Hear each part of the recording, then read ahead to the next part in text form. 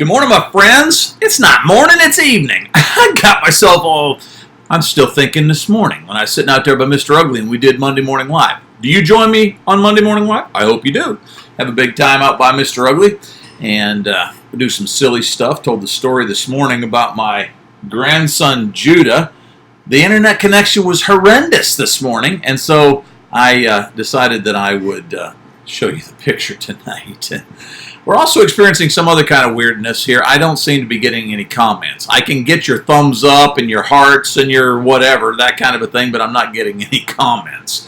So if you comment on it, I'm going to have to wait till I'm done in order for me to be able to respond to it, because I don't know, I just can't keep up with whatever is going on. See, I got one thumb up, I got one heart. I don't know who hearted me, I don't know who thumbed me up, but thank you for doing that. Glad that you're with me. Anyhow, back to this morning, I did that thing, and I wanted to show this picture. It's so cute, all the curls and all that kind of stuff. But anyhow, I guess you just have to trust me on that. I'll tell you what you could do: pedal backwards, and you could listen to the audio. And now that you've seen the picture here, you could appreciate it. Anyhow, it was kind of fun. I told a story about Judah, and the reason he couldn't sing a song is because he has allergies. You just have to go back to find it. Anyhow, that's not the point of this evening. Tonight, we're dealing with Last Days Live, and I think that you recognize this, but my friends, it's happening right before our eyes, and I guess one of my greatest discouragements in ministry, present tense, is the number of church leaders who just don't care. There's no urgency to them. It's all status quo. It's all just stay the course, just do what we've been doing, even though we look over our shoulder and we're recognizing that we're losing attendance, that our people aren't showing up, even the ones that in the past have been loyal. Our kids are walking away. By far the majority of them are walking away upon graduation from high school, many of them never to return again. Our priorities are so screwed up that anything seems to come first. Vacation, sporting events, whatever, anything seems to come first. If I've got time left over, I'll make it to church and I'll be involved. And I just don't get it. I don't understand how church leaders aren't seeing this and doing something about it. It's true, I realize I have been abrasive. I get that. But I have not been any more abrasive than Paul when he said in Galatians that, I wish those false teachers would just go emasculate themselves. I'm not calling name, on my memes. I'm not posting names and things like that. Now, if you go in there and you're going to comment, I'm going to come back and comment with you. But I'm not anywhere near as graphic as Jesus walking into the temple and turning over tables, But I'm the guy. I've got to be a bad guy because I'm being too abrasive. But here's my challenge for you. If I'm too abrasive for you, throw out some other kind of solution. No, you can't use the stuff that we've been doing for the last 100 years. We've got to come up with something else. We've got to, you can't just kind of continue to stay the course. There's something going on here, and it's not working. And we've got to ask ourselves why. Maybe Jeremiah had something to say about it. Jeremiah 6:16, he tells us that we need to stand at that crossroads and we need to seek out the ancient paths. Well, I'm thinking maybe we need to go back to what the book actually says about some of this stuff.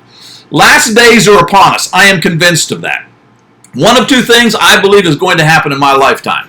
I can't prove it, but it seems that all the signs of the times are what they need to be in order for this to happen. And I think that you have to be almost illogical not to come to this conclusion that it's going to happen sometime relatively soon. One, the Lord will come back.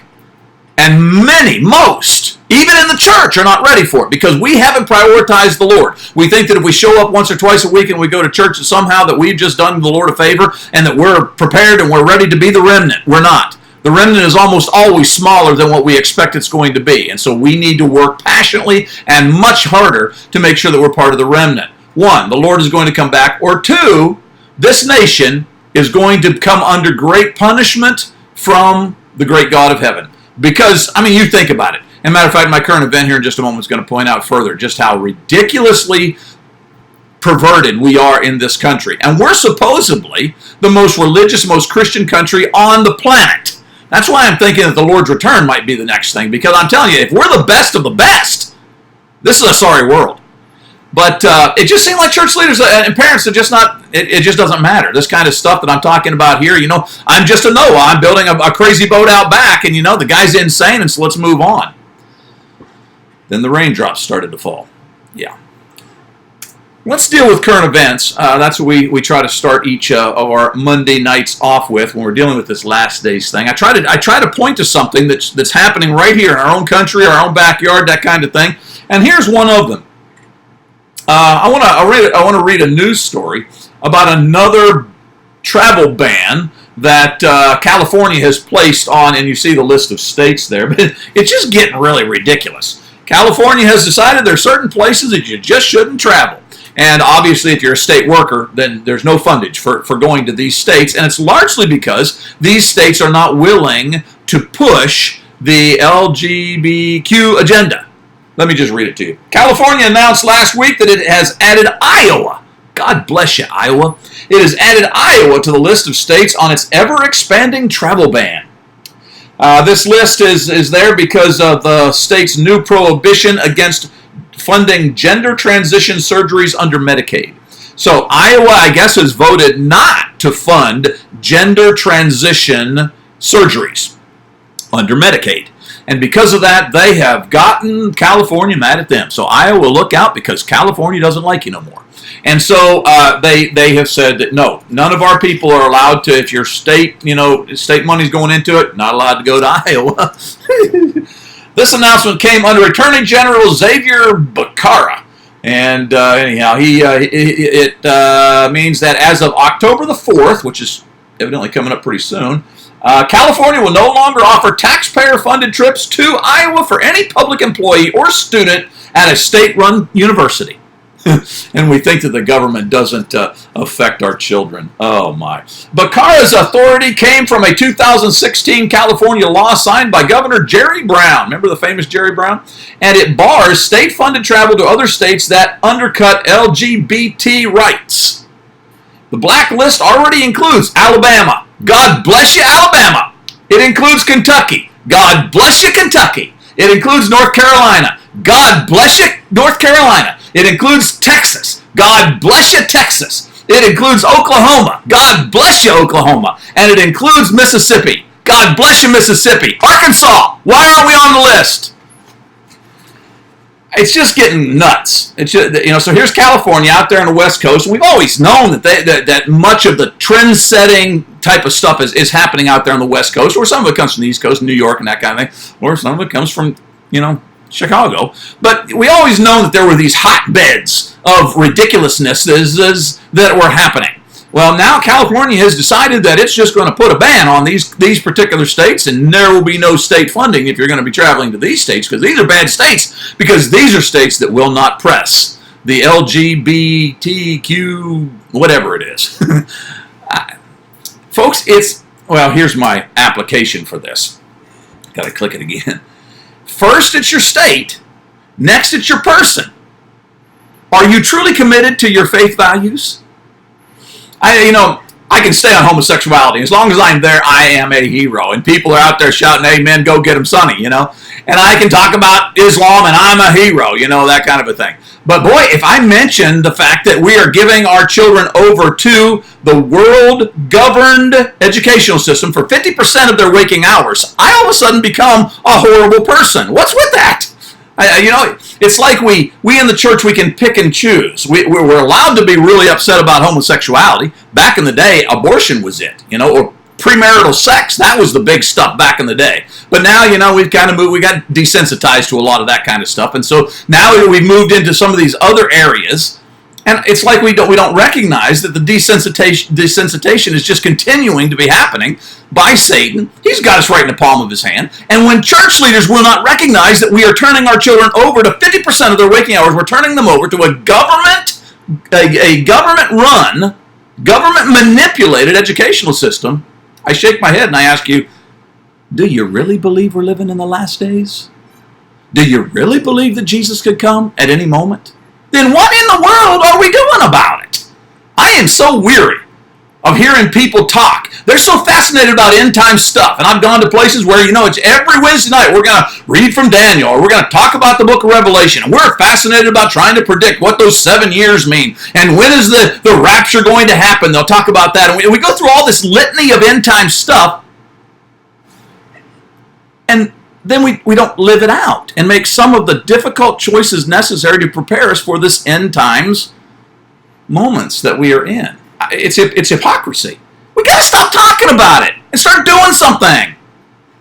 It's why I'm It's why I'm getting beat up in social media. If you've been watching me at all, it's been pretty rough out there. And my family's hurting. My wife cries on a daily basis. And, Gabriel, he's intimidated at certain awkward situations and things of that nature. It's really sad. It's really sad because I am willing to speak out on the elephant in the room when nobody else wants to go there. You can't talk about that because there's so many of our people who are involved in that, Sonny. Talk about somebody else's sin, but don't talk about ours. And yes, I think that it can be a sin for us to turn our children over to government-mandated, government-run situations. I recognize that there's exceptions. I communicate that regularly on my posts, and folks who don't think that I do are just individuals who are looking at this from a slant, wanting me to be guilty of something rather than actually listening to what I'm saying. I get it. I understand that there's health problems out there, there's single moms out there, there's difficulties out there that I can't even imagine and enumerate. I get it. There are exceptions to be made. But here's the problem. We in America have turned the exception into the rule. There are many of our families who are living in multi-bedroom homes, driving many cars, and having all kinds of money that's coming into them because they got two incomes that are coming there, and taking fancy vacations and not willing to make the sacrifices so that their children can be raised by their mom and dad. We are preaching exceptions to the rule here when we talk about individuals who have legitimate reasons why they can't afford, they can't possibly, send their children to a private school or homeschool themselves. I realize that there's exceptions, but the majority of us are living out something that doesn't have to be an exception for us. And that's the perversion of this. Back to my point, first it's your state, then it's you personally. So California has banned all those states, okay? There you go. So we've got this kind of psychological civil war that's going on right now, and it's not long until possibly your state is going to be on that ban list. What happens is my question. What happens when things radically change? I'm not a big fan of our president's foul mouth and tweeting and tainted past. But at the same time, I think there's one thing that he is doing on behalf of God is he is holding back the flood that's coming our way. And 2020 could be huge. He's holding back the flood of persecution and horrible things that's coming our way. And I'm really concerned. I think it's likely we've got about 6 years left. Because even if he is elected in 2020 and continues to hold back this flood of liberalism, I think it's going to be very difficult for us the next presidential cycle for us to keep the White House and to keep and to continue to put conservative judges on the bench, those kind of things. And so my point is, are you preparing? Does anybody recognize the storm clouds on the horizon? First it's your state, then it's your person. What happens when it becomes you? What happens when all of a sudden you're the one that's being banned? Trust me, my family has begun to realize what it means to be like that. Biblical warning. Biblical warning. I had a conversation recently with a young man who I have a lot of respect for, and he brought to my attention these two passages that I have been using the one on the left, and he thinks that the one on the right offsets the one on the left. And I think he had legitimate questions about it. I personally think that I answered them quite thoroughly, but I think it's important for us to be good Bible students, and he's exactly right. If we're going to talk about the harmony of Scripture, then these two passages have to harmonize. And you got to ask yourself, how do they? Maybe I ought to read them first. The one on the left is 2 Corinthians. The one on the right is 1 Corinthians. The reason it's out of order is because I've been using the one on the left. And then he, later, after using the one on the left, he comes back with the one on the right, and he's saying, hey, look, if the one on the left, then what about the one on the right? The one on the left, well, I've said that a lot, haven't I? Do not be yoked together with unbelievers, for what do righteousness and wickedness have in common? Or what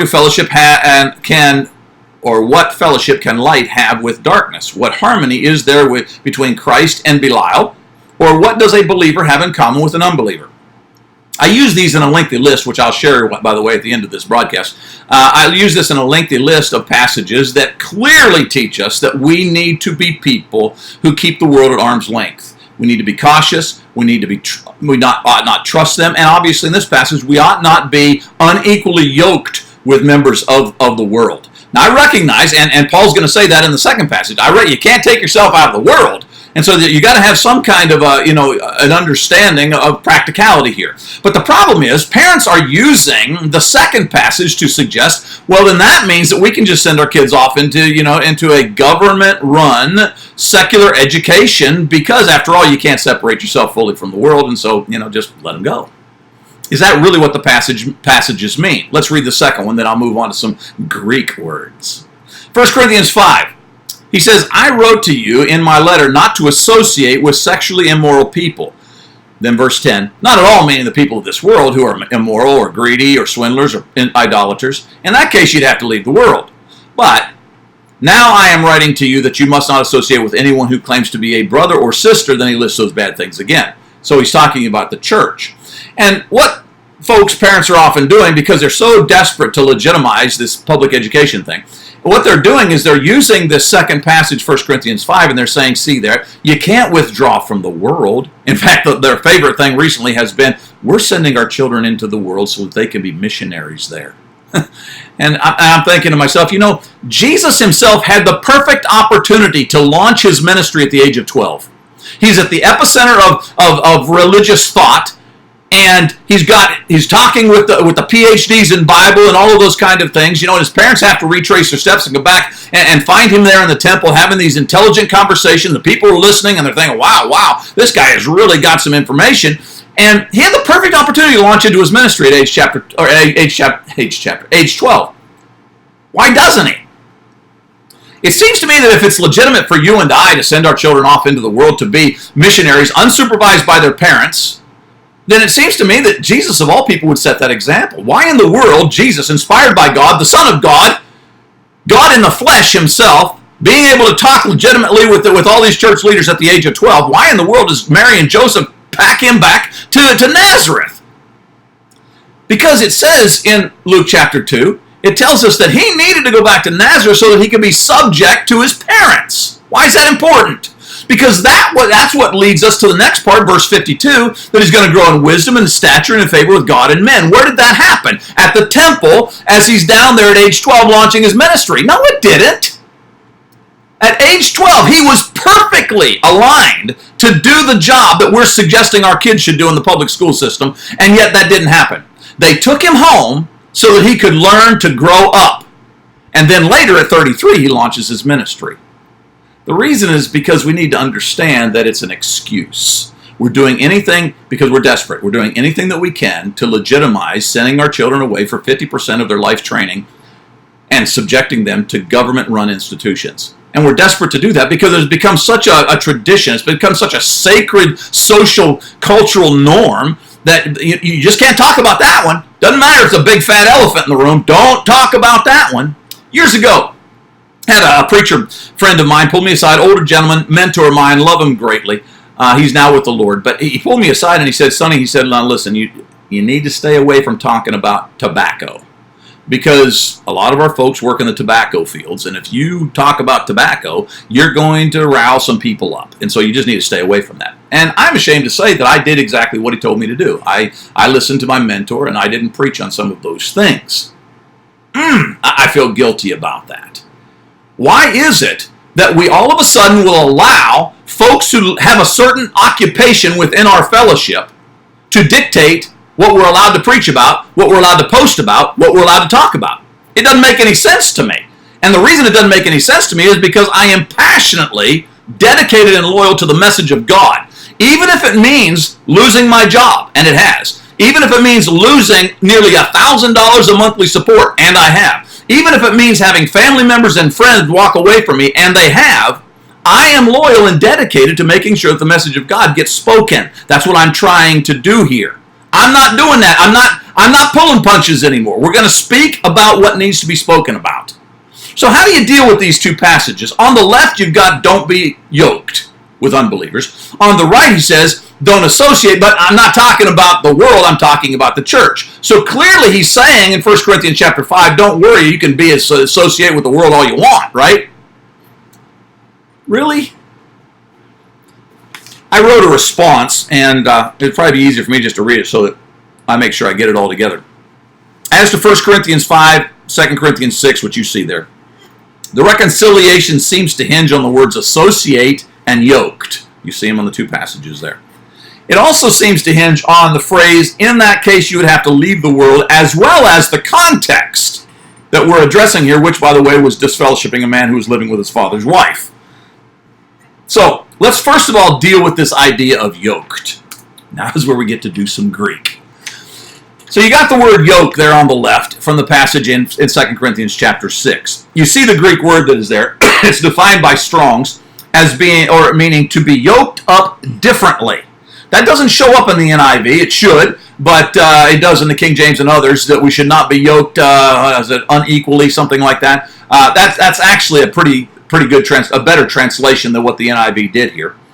But here's my point. 2 Corinthians chapter 6 must not be divorced from its direct context. In this passage that you have in front of you, Paul is promoting purity and holiness to a church that has compromised its sanctity with worldly priorities. You don't believe me? Go back and read what's before and what's after this passage. In other words, Paul is trying to promote in Corinth, one of the most perverted churches of the first century, he's trying to promote greater holiness and purity. He tells the Corinthians to avoid partnerships, teaming up with, depending upon, trusting the world, however you want to define that word yoked.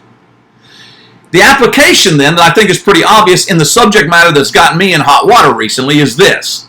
When we depend upon the public school system to educate our children for 50% of their waking hours each school day, we are most definitely being yoked up differently or unequally with the world. How do you deny that? When I'm going to allow my child to have 50% of their life training take place by government-run institutions, worldly institutions, how does this passage not apply to that? That we are not supposed to be unequally yoked. That's most definitely what's happening when we entrust our children. And even if you say, but my kindergarten teacher, she's a Christian, or the principal's a Christian of the high school, or whatever argument you want to do, you still can't escape the fact that it is a government-run, government-manipulated institution. And here's the thing that boggles my mind. The mentors of this government-run institution, even though they might be Christians, they have to wait on the students to initiate something spiritual before the mentor can follow the student in that. What kind of life training is that? So, as you deal with this passage in 2 Corinthians chapter 6, this idea of being unequally yoked, or yoked differently, as is put in the definition in front of you, I ask you to consider the public school system, and I ask you to is it possible that we could be unequally yoked with a worldly run institution and giving our children over to them for 50% of their life training? I think so, and I think it ought to concern somebody. All right, well, let's go to the second passage then. This is the one he said offsets the one I just talked about. But here he clearly says, I'm not talking about the world, I'm talking about the church. So is this a license then in 1 Corinthians chapter 5 for parents to turn their children over to the world? Or is it something different? Allow me to read you the paragraph. 1 Corinthians chapter 5 and verses 9 through 11, what you got here. It must not be divorced from its direct context. Did I not just say that? Be contextual, people. Let the Bible interpret the Bible. The context is emphasizing the church's responsibility to withdraw, that is, not associate with, an unrepentant brother, i.e., the brother who is living with his father's wife. By implication, having sex with his father, with his stepmom, if you want to call it that. On the other hand, Paul acknowledges the fact that life itself makes it impossible to completely withdraw from the world. We can't control that. You can't stop living. You can't stop going to the marketplace. You can't stop, etc. Again, remember, this is written to adults. You can't stop living. Our complete disassociation on that level with the world is just simply impossible. Application. Our focus must be on what we can control. We can control our child's educational associations with the world. That need not be part of their everyday interaction in life. I can't control the fact that I have a job and I've got to go off to my job and I've got to work with folks and I'm going to occasionally stand at the water cooler and hear bad words. I get it. You can't. That doesn't mean that I shouldn't try to avoid those things. This isn't giving us license to just delve into the world and have all kinds of associations that we want. That's a total abuse of this passage. But even if you tie it with children, and you're talking about children in this situation, Notice that in this passage, what he is doing here is he is trying to offset in context the responsibility of the church. The church needs to, because we can control that, right? We can control a situation where a brother or a sister is living in sin. Church leaders, are you even doing that? I know we like to pick on preachers who are actually given a lot of Bible, and even though, they're talking about, about things that make a lot of folks in the pews uncomfortable, therefore we give them their papers and we send them down the road.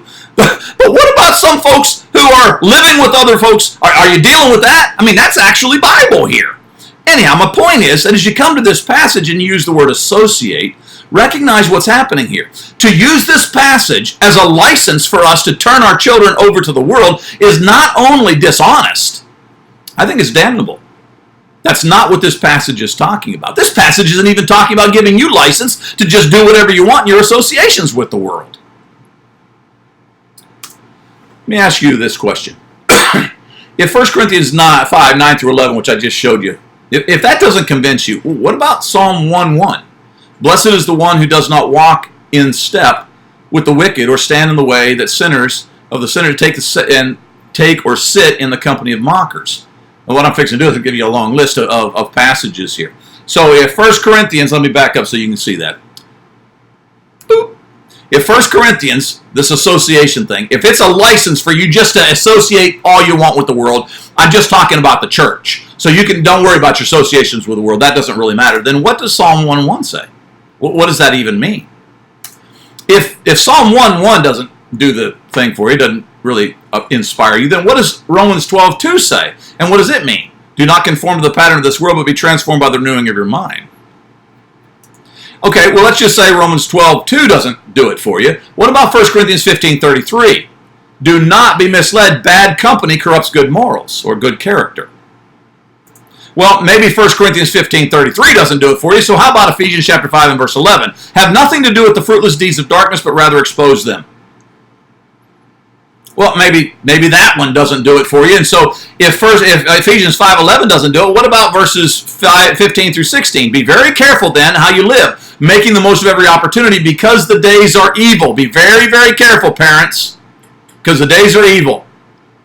You say, well, that one doesn't do it for me either. How about Colossians chapter 2 and verse 8? See to it that no one takes you captive through hollow and deceptive philosophy, which depends upon human tradition. Man, that's like a headline from today's newspaper with regards to public school systems. Hollow, deceptive, philosophy, human tradition, humanism, evolution, humanistic psychology, gender transitions, all of that. And even if it's not specifically being taught to our children from the textbooks, and most of the time it is, you got to worry about the peer pressure. And so again, I'm asking, if Ephesians 5 doesn't do it for you, what about Colossians chapter 2 and verse 8? Well, if Colossians 2 and 8 doesn't do it for you, what about James chapter 4 and verse 4? This one really gets you. You adulterous people. What does that mean? It means that you're sleeping around on God, that you are more enamored with the world than you are with God's principles, that you would argue to the hilt to defend yourself and your relationship with the world, even when a preacher such as myself gives you a long litany of passages like I've just done, and other passages that support parental education. We still will do anything possible to offset that, to rationalize it away. That makes us adulterous people. You adulterous people. Don't you know that friendship with the world means enmity against God? Therefore, anyone who chooses to be a friend of the world becomes an enemy of God. What do you do with this? It seems to me that if you're sending your child away for 50% of their waking hours into the tutelage of a government-run, worldly-run institution, that you are at some level friends with the world. How can parents and church leaders not see these last days' dangers? How can you dismiss the passages that I've gotten here? I was accused recently of being somebody who just grabs texts to support his position. And I admit that I went to Scripture and I looked at passages. I said, okay, show me passages that talk about a Christian's relationship with the world. And so I've listed them there for you. And I admit that when it came to schooling, I went and I looked and I tried to find some implication in Scripture. One passage that says that it is appropriate and a good idea for us as Christian parents to turn our children over to the public school system. I looked for those passages. I really did. But I couldn't find them, and that's the challenge I keep putting out there, and I'm putting it out right now. Please show me the one passage, because I don't think you're even going to find it, but if you get me more than that, you're really going to convince me. Show me the passages that suggest it's a good idea for Christian parents to buddy up with the world and to send our children off into their tutelage for 50% of their life training. Show me the passage. I'm just asking you to show me the passage. I've done it today. All day long I've been talking to preachers and other church leaders, and I keep bringing them back. And every time I bring them back to that, they say I'm mean. In fact, I got cut off from one conversation. They just cut me off. They unfriended me because I'm mean. And the reason I'm mean is because I demand of them to give me some kind of biblical foundation they can't. And so instead of submitting to the fact that they have no biblical foundation, they call me the messenger mean. It's where we're at, folks. It's called last days. It's when we gather to ourselves people who will say what we want. They'll satisfy our itching ear. We'll team up as much as possible against those who are speaking the truth, those who are speaking the inconvenient truth. Again, I ask you, what's in yellow? How can Christian parents and church leaders not see the last days' dangers? I am so weary of individuals who throughout life have taught me about last days and end times things. And then they come back and they begin to argue with me when I finally push the button and I say, okay, let's talk about the elephant in the room. I am so weary of folks who are willing to talk about it and not do anything about it. It's time for us to put our mouth, engage our mouth at the same level that we should be engaging our actions, but we're not engaging our actions at all. We just got our mouth in gear. Yes, I get excited about this. YouTube. Please support my YouTube channel. It's kind of funny since I've been under this persecution and folks just, whatever. I have been having, I've just been having repeated folks coming and asking me, will you be my friend on Facebook? And I've added so many folks. And I've got folks that are watching me on YouTube and all. And I suppose many of them are because they hate me, whatever. They don't like the message that I am presenting. But if you were thinking that by whatever out there, whoever sent me that nasty note, and accused my son of some things and whatever, whoever did that, if you were thinking that somehow this was going to really taper down my audience is controlled by God.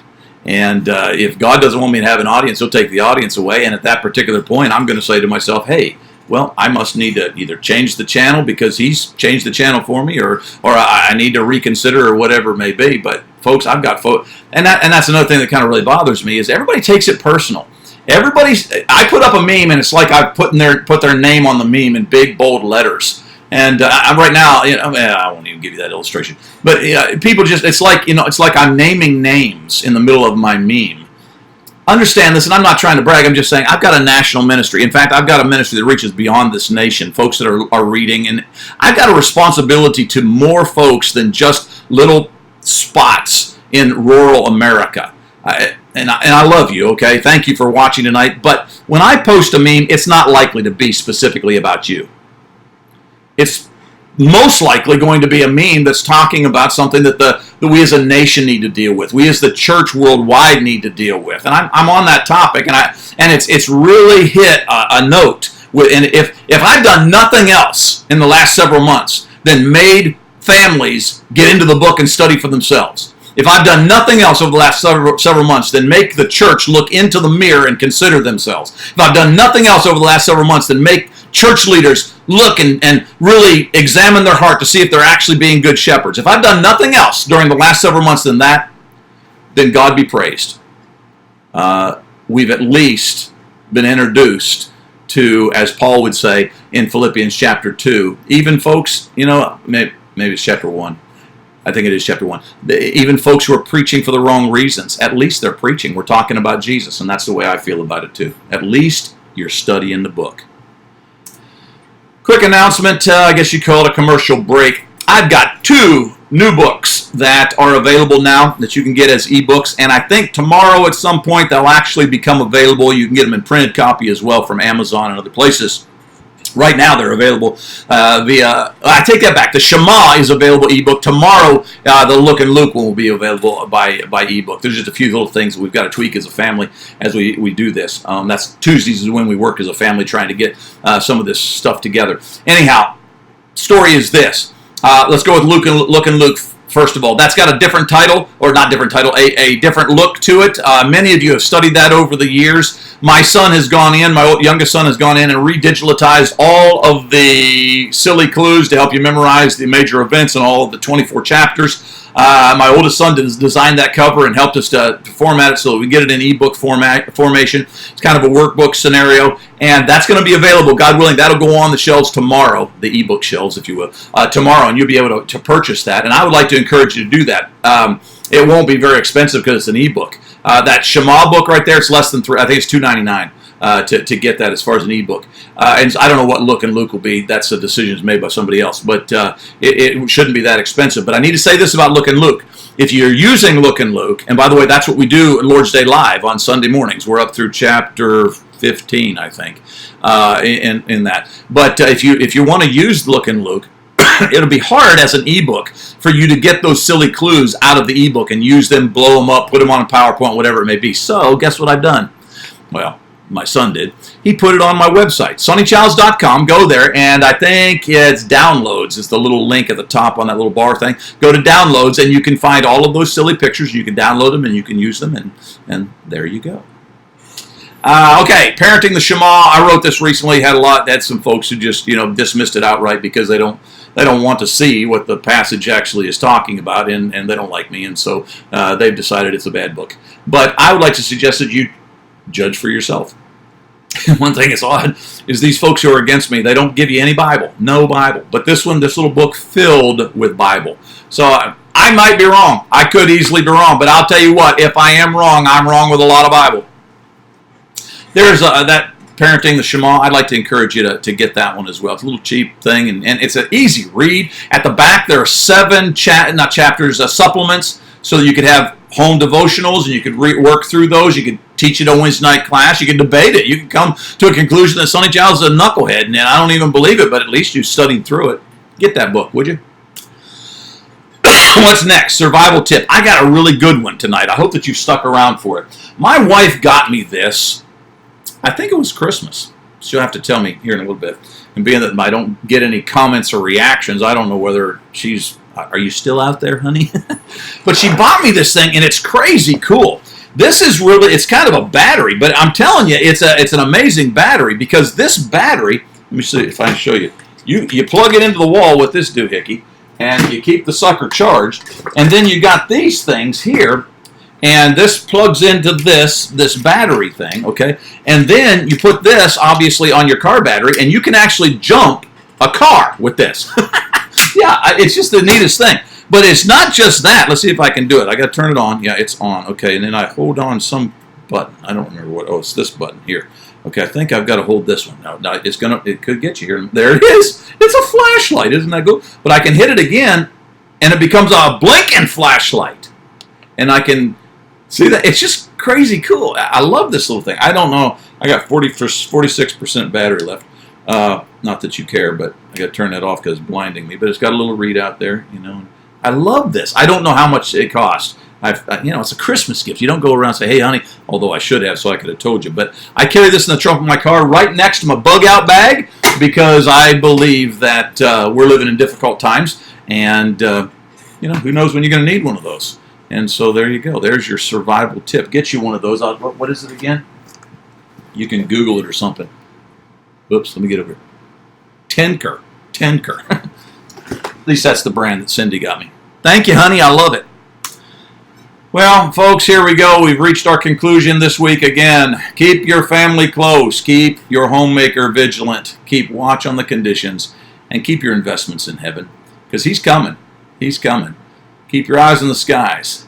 He's coming. Survival till arrival. But folks, if we're living in the last days, and you want to be part of the remnant, you got to take your game to another level. I have. My prayer life has gone to another level. My sacrifice and willingness to sacrifice on the Lord's behalf has gone to another level. I'm not saying that I'm necessarily the proof case for anybody, but what I am saying is I take my message seriously. I'm trying to live what I say. I'm not saying I do it well, not saying I always do it right, but I'm trying to live it out. And I'm begging of you, please, don't expect to be the average Christian and find yourself hearing one day, "Well done, thou good and faithful servant."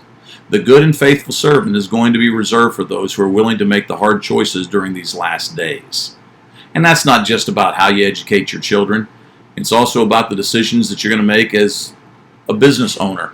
It's the decisions that you're going to make with your spouse. It's the decisions that you're going to make about your finances. It's all of the package coming together, and you asking yourself, am I totally divested in the mission that is before me? Am I living up to Romans chapter 12, 1 and 2? Am I a living sacrifice? If you are, then, forgive my bluntness, but I'm a blunt guy. If you are, then prove it. Sonny Childs, be there. Matthew 16:26.